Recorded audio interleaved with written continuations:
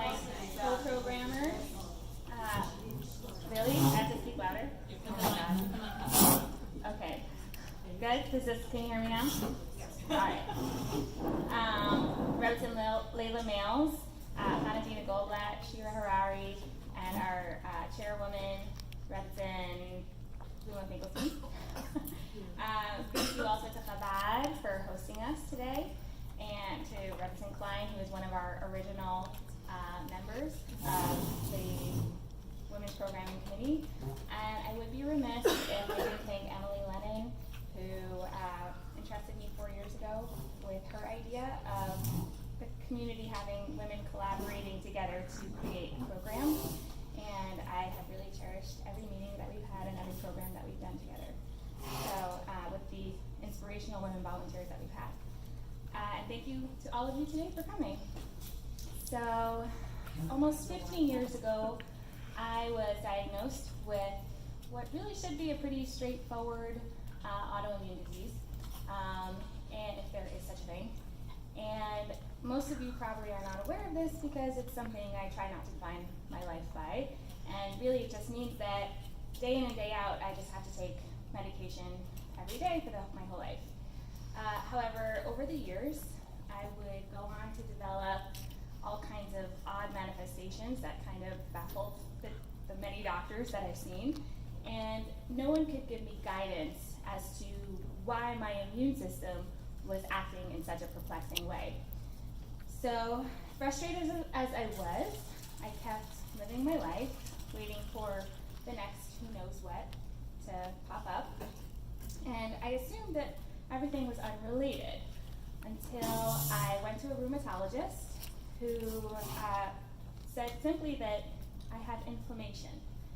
And I knew that my body was attacking my thyroid, as is the case with Hashimoto's, but this new concept that there was something that was causing the flares of inflammation, it was like a light bulb that was connecting all of my bizarre symptoms.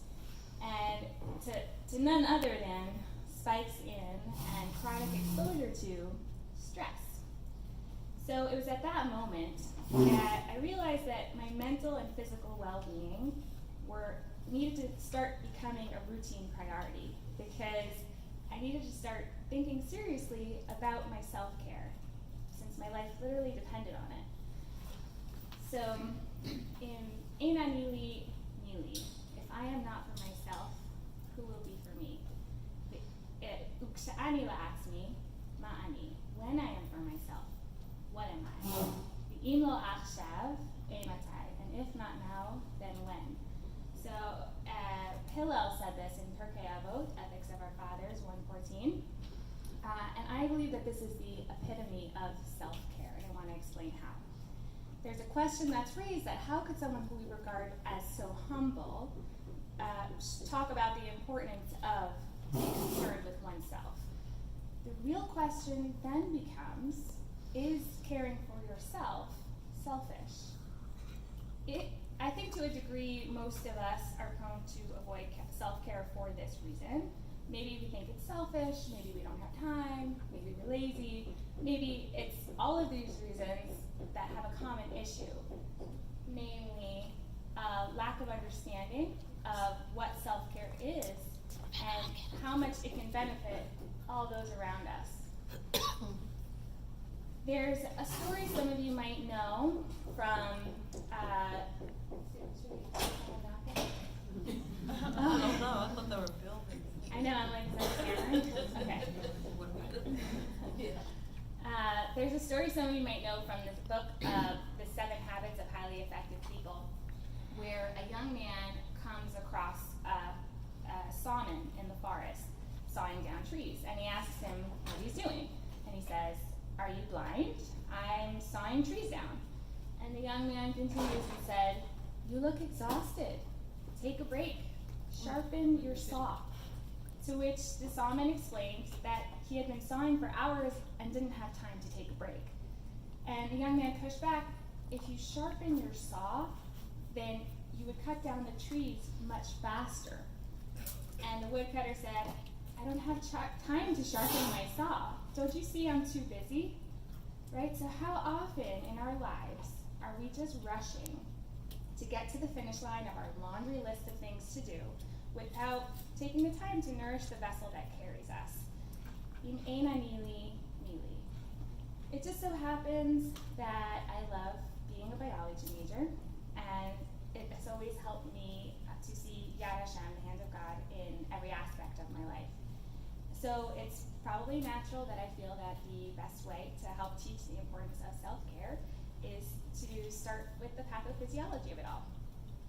So when dealing with the stressors of today's day and age, so for example, getting your kids to school on time, downing the wrong kind of convenient nutrition, overreacting negatively or ruminating about things that life throws your way, dealing with relationships, dealing with loneliness and rejection, your body responds to stressors like these the same way that a caveman's body responded to running away from a lion. In both cases, the sympathetic nervous system works to save you, and it turns on the fight or flight mechanism, releasing adrenaline to help your heart rate go faster, your blood pressure go higher, and it diverts blood away from your stomach, as that's not needed in a time of imminent danger, right? But note that that means that your nutrition is not being absorbed properly during that time as well, okay? The difference is that the caveman, once he escapes the path of the lion, goes back to his cave and sleeps it off, thereby exercising his parasympathetic nervous system, or the rest and digest response, where he conserves energy to be able to go out for the hunt refreshed the next day. In today's society, we're constantly bombarded by technology and deadlines that don't enable us to simply go back to our caves to recover. So imagine what that means that your body is still doing when you may not even realize it, right? Repeated activation of the stress response takes a toll on the body, including high blood pressure, artery clogging deposits, brain changes that contribute to anxiety, depression, addiction, obesity from either poor nutrition or lack of sleep and exercise, and altering the effectiveness of the stress hormone cortisol to regulate the inflammatory response, light bulb. This is why self-care is not selfish at all. If we don't remind ourselves to create habits to remind us to make time for ourselves, to take care of ourselves in today's world, we open ourselves up to all kinds of illnesses, as our immune system can only handle so much before it tanks. If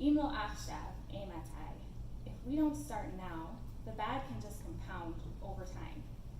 So now that I've sufficiently freaked you out or wowed you with these scientific facts, I want to help us see the process for preparing yourself to handle stress, what that looks like, and what steps are involved. Ready? Here it is. The key answer to everything you need to know. I'm just kidding, I don't have that. I don't have an all-encompassing answer, it's just getting your attention. But there is no exact one-size-fits-all answer for everyone. Everyone needs to find what nourishes them best, and what recipe and elements are needed. However, the Torah always serves as my guide to the way to live my life. And so when delving deeper, I wasn't surprised to find a plethora of prominent guidelines that the Torah highlights for us with regards to self-care, which I will list for you now. And by list, I mean the Jewish version of list, where I list them and then elaborate on each part of the list. So bear with me. V'chai bahem, and live by them. Mitzvahs provide a platform that are life-affirming and uplifting and energizing, and we are to choose life. We are advised to find specific times to enjoy our parts of our lives, right? For example, v'samachta b'chavecha, and you should rejoice in your holidays. And these are centered around family and rituals with all the creativity and positivity that you want to add to it. Speaking of rituals, the emphasis of the importance of the daily ritual in Judaism reminds us of the importance of routine, which is critical for mental well-being. predetermined structure is helpful because it allows us to get things done without extra motivation or willpower or mental energy. And doing something every day also builds a big momentum in the long run, right? If we teach our children, if we're modeling for our kids the Jewish self-care rituals prophylactically, day in and out, then we can actually grow healthy and observant adults. So I started asking my girls, what is something you did to take care of yourself today? And I love the answers that they excitedly give. I breathed today.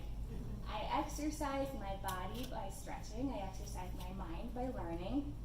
I helped someone today. I smiled at someone. I rubbed my upper lip. And yeah, that's a cool one. I like that one. It actually helps send neutral messages to the brain, so to the fear center of your brain. Then there's having intention, kavana, with the mitzvahs that we do. So I'm arguing that taking care of yourself is not only not selfish, but it's a mitzvah fulfilling shomeres nafshechem me'od me'od, guarding your life very much, with the intention to fulfill that mitzvah. Then even walking becomes a way of connecting on a deeper level to the Torah and mitzvot, right? So if I know that I'm going to be walking from here to there, let me make it a brisk walk, because I just learned at this wonderful self-care speech that 30 minutes of brisk walking 3 times a week can equal and surpass the benefits of taking Zoloft, an antidepressant, according to a study at Duke University.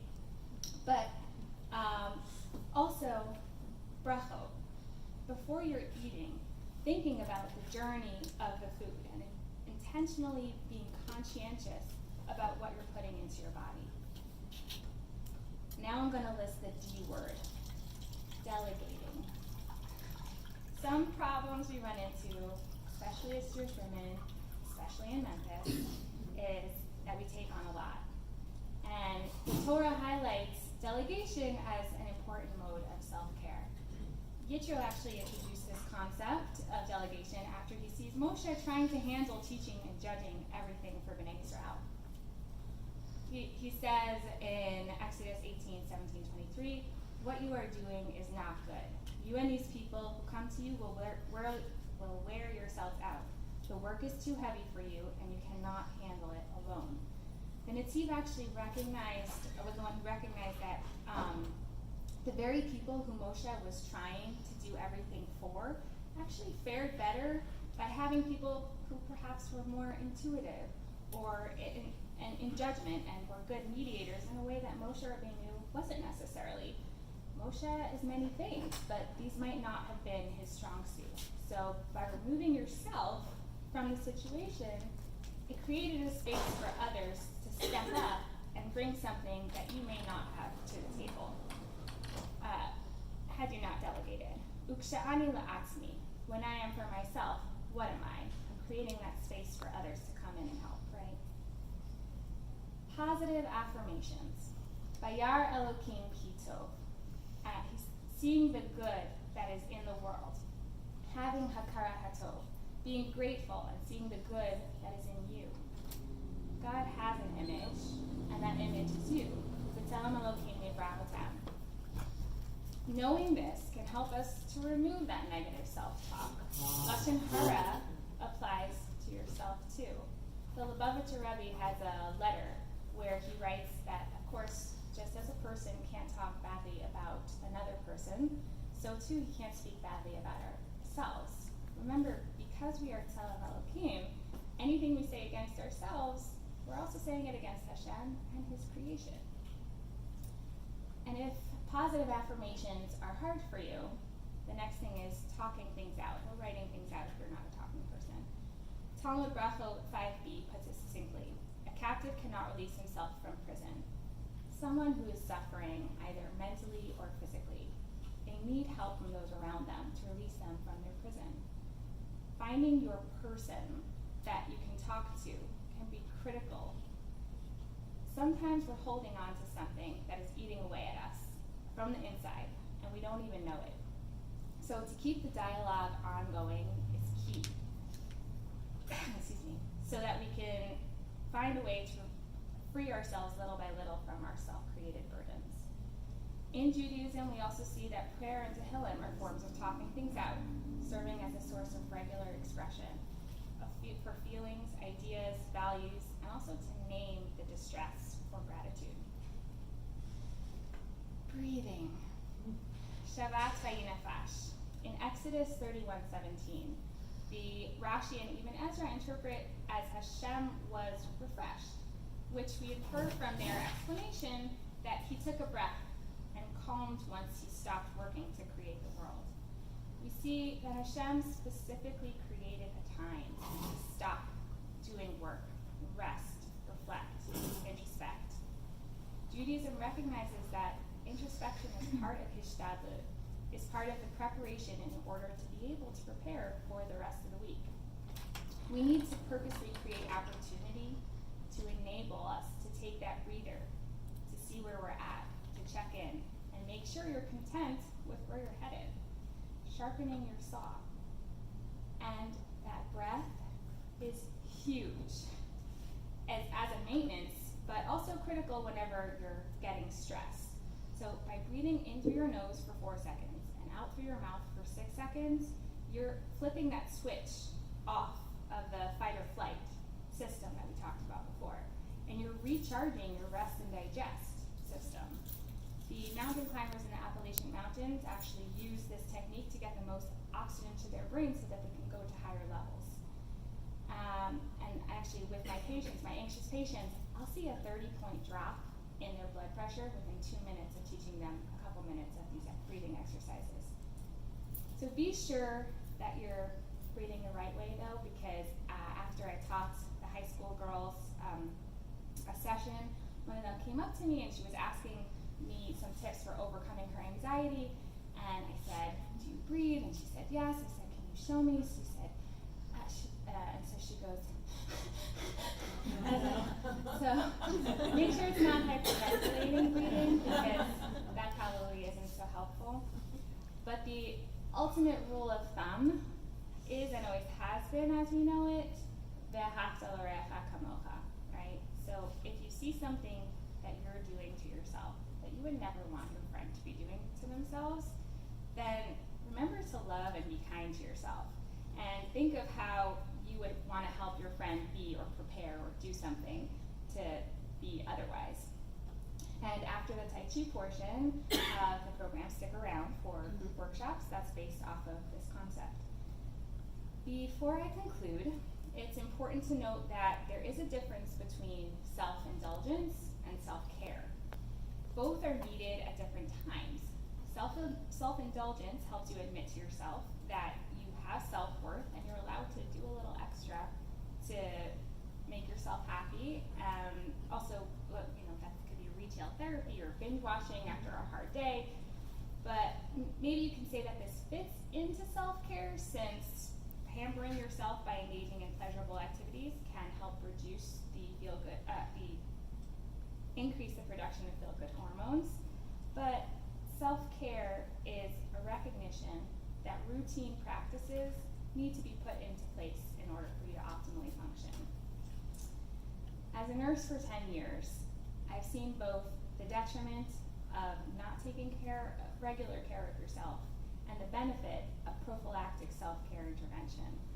While I've personally felt the detrimental effects of stress-induced inflammation, perhaps to a faster degree than most, I've also learned the incredibly functionally restoring benefits of learning proper self-care.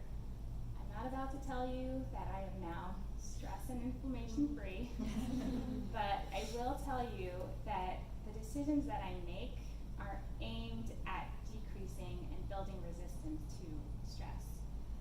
We should all aim for activities that are relaxing and help lower our blood pressure, reduce muscle pain and tension, improve concentration and mood over the course of your life, and if nothing else, just in the moment. In this way, we exercise our parasympathetic nervous system, the rest and digest, so that it first of all distracts the stress response from taking over, but also strengthens the rest of your body so that it's strong enough to handle the stressful times that will inevitably come our way. Sharpen your saw in Eina Nili Nili. Let's go start performing this mitzvah of self-care with Tai Chi, led by Dr. Mueller, who I am honored to present to you today. Dr. Mueller is a listed Rule 31 mediator, worked in private practice as a therapist for 20 years, is a certified integral Qigong and Tai Chi teacher, and currently serves as a psychologist for the staff at the EAP Wellness Department at the Memphis VA since 2015. So she helps keep the staff sane. She has received grants for her life-changing work and has made a huge difference in just a few years. Dr. Mueller is down to earth, intuitive, spiritual, and a great guide, and has helped me more than she will ever know. Always doing it with a smile, laugh, and a hug.